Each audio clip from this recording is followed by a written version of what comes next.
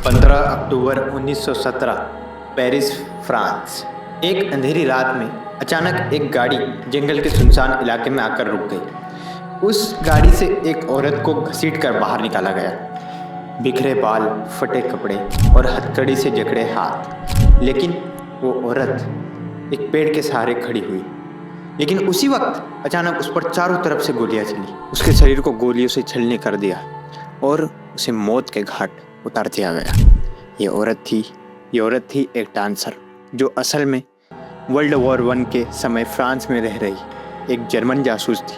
World war one और to के समय कई ऐसी कहानियां हैं जिसमें जासूसों ने कई सीक्रेट मिशंस किए। लेकिन इस वीडियो में आगे बढ़ने से पहले यदि आपने इस वीडियो को लाइक और चैनल को सब्सक्राइब नहीं किया तो अभी करें। तो आचार्य जी, बताइए हमारी ऑडियंस को कि कैसे एक ब्राह्मण ने शुरुआत करी थी दुनिया की पहली महिला जासूसों की फौज की, जिन्होंने कई सीक्रेट मिशंस किए।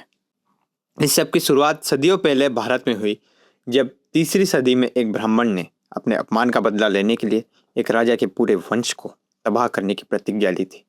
इसे एक ब्राह्मण ने अपने बदले की आग से इजाद किया।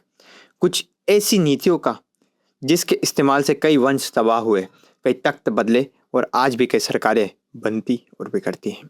इस ब्राह्मण का नाम था चाणक्य, जिन्होंने चंद्रगुप्त मौर्य को शिक्षा देकर एक आम इंसान से राजा बना दिया था और मगध में राज कर रहे राजा धनानंद और उनके वंश का विनाश कर दिया था। और जब भी आचार्य चाणक्य की बात होती है, हम चाणक्य नीति के बारे में जरूर सोचते हैं, जो हमें जीवन के तौर तरीके समझाती है, इस कलयुग में कैसे जीना है ये सिखाती है। बट चाणक्य अपनी फिलोसॉफी के अलावा भी और कई बातों के लिए जाने जाते थे। अपने ज्ञान और चालाकी से चाणक्य ने मौर्य राजवंश की नींव रखी, जो अपने फाइटिंग स्किल्स और यूनिक डिप्लोमेसी के लिए जाना जाता था। चाणक्य ने राजनीति, रणनीति, विज्ञान और एस्ट्रोलॉजी जैसे कई सब्जेक्ट्स में महारत हासिल की थी और उन्होंने इस सब का इस्तेमाल किया एक अहंकारी राजा से बदला लेने के लिए। तीसरी सदी में बार बार विदेशी हमलों की वजह से देश बिखर रहा था। चाणक्य कहते थे कि देश के सभी राजा एक साथ मिलकर दुश्मनों का सामना करें। अपना अखंड देश का सपना लेकर वह धनानंद के दरबार में आए थे, पर चाणक्य बाकी ब्राह्मणों की तरह तेजस्वी नहीं थे। टूटा दांत, टेढ़े पैर और पतला सा शरीर, कुछ इस तरह दिखने वाले चाणक्य को जब राजा ने देखा तो उन्होंने उसका मजाक उड़ाया, उन्हें भरी सभा में अपमानित किया। चाणक्य क्रोध से आग बबूला हो गए। उन्होंने तुरंत अपनी कलाई पर बंधा पवित्र धागा तोड़ा और शपथ ली कि वह धनानंद के राज्य को खत्म कर देंगे और पूरे नंद वंश का विनाश कर देंगे। धनानंद के बेटे पबीता ने दरबार में हुए सारी घटना देखी। उसे एहसास हुआ कि उसके पिता ने बहुत बड़ी गलती करी। उसने चाणक्य को दरबार से सुरक्षित निकालने में मदद की और उनसे अनुरोध किया कि वह उसे अपना शिष्य बना ले। चाणक्य पबीता के जोश को देखकर खुश हो गए। उन्होंने पबीता को अपना शिष्य बना लिया और इसके पीछे कुछ और भी ही वजह थी। पबीता से उनके पिता धनानंद के बारे में जानकारी निकलवाना और मगध में हो रही राजनीति पर करीबी नजर रखना। धीरे धीरे चाणक्य पबीता के मन में धनानंद के लिए जहर घोलने लगे ताकि वह बड़ा होकर खुद अपने ही पिता को मार दे।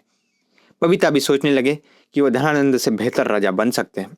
चाणक्य जंगलों में पबीता को शिक्षा देते थे। वहीं उनकी मुलाकात हुई चंद्रगुप्त से। चंद्रगुप्त मौर्य, जिसे पहली बार देखते ही चाणक्य को लगा कि यह एक अच्छा राजा बन सकता है। इसलिए पबीता के साथ उन्होंने चंद्रगुप्त मौर्य को भी शिक्षा देना शुरू कर दी और देखते ही देखते पबीता और चंद्रगुप्त युद्ध और राजकार्य में माहिर हो गए। पर मगध के राजा बनने का मौका सिर्फ किसी एक को ही मिल सकता था, इसलिए चाणक्य ने उनकी परीक्षा लेने का निर्णय किया। उन्होंने दोनों के गलों में एक एक धागा बांध दिया और उनसे कहा, जो भी वह धागा बिना तोड़े और बिना दूसरे को पता चले उसके गले से निकाल कर मेरे पास लाएगा, वो जीत जाएगा। पबीता पूरा दिन सोचता रहा कि कैसे होगा, ये कैसे मुमकिन है, पर चंद्रगुप्त ने एक खतरनाक तरीका सोच लिया था। उन्होंने रात होने का इंतजार किया। जैसे ही पबीता सो गया, चंद्रगुप्त ने तलवार से हमला कर उसका सर धड़ से अलग कर दिया और खून से सना धागा लेकर चाणक्य को दे दिया। चंद्रगुप्त ने यह साबित कर दिया था कि वही राजा बनने का असली हकदार है। चाणक्य ने अगले 7 साल तक चंद्रगुप्त से कड़ी तैयारी करवाई और आखिरकार मगध पर हमला करने का समय आ गया। चाणक्य ने अपने जासूसी दल में स्टूडेंट्स, व्यापारी, डांसर्स, यहाँ तक कि धार्मिक नेताओं को भी शामिल किया।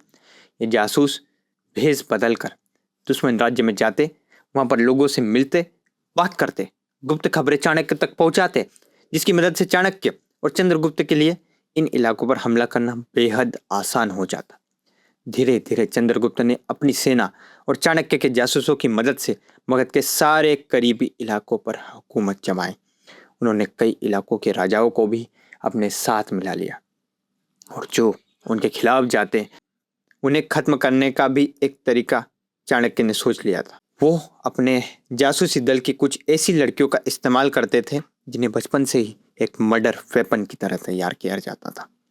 विषकन्या, एक जवान और बेहद ही खूबसूरत लड़की, काले लंबे बाल, नशीली आंखें और आकर्षक शरीर। जो भी एक बार इस लड़की को देखता वो अपने सुध बुध खो देता था। और चाणक्य के जासूसी दल में ऐसी एक नहीं बल्कि बहुत सारी लड़कियां थी जिन्हें डांसर्स और वेश्या बनाकर दुश्मन राज्य में भेजा जाता। पर ये लड़कियां कैसे इन राजाओं को खत्म करती थी? क्यों इन्हें विष कन्या कहा जाता था? दरअसल इन लड़कियों को जन्म से ही थोड़ी थोड़ी मात्रा में जहर देकर बड़ा किया जाता था ताकि बड़े होकर उन पर जहर का कोई भी असर ना हो, पर वो खुद इतनी जहरीली बन जाए कि जिस भी चीज को अपने होठ से छुए उसमें जहर उतर आए। जब भी कोई राजा इनके साथ इंटीमेट होता उसकी तुरंत जहर से मौत हो जाती थी। विष कन्या अपने काम में इतनी माहिर होती थी कि उन्हें पहचान पाना लगभग नामुमकिन था। मुद्रा राक्षस में मेंशन एक कहानी के अनुसार धनानंद के मरने के बाद भी उनके